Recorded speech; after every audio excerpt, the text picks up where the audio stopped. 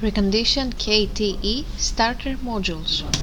For testing, we add a 24-volt DC power supply and a lamp to the relay output of the units. By pressing the start and stop buttons, the unit responds accordingly and the lamp turns on and off. We also test the unit's standby mode.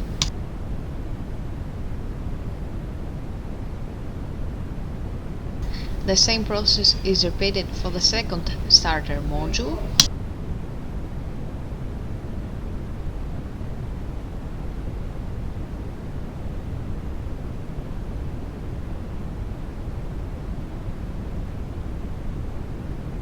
As well as the third.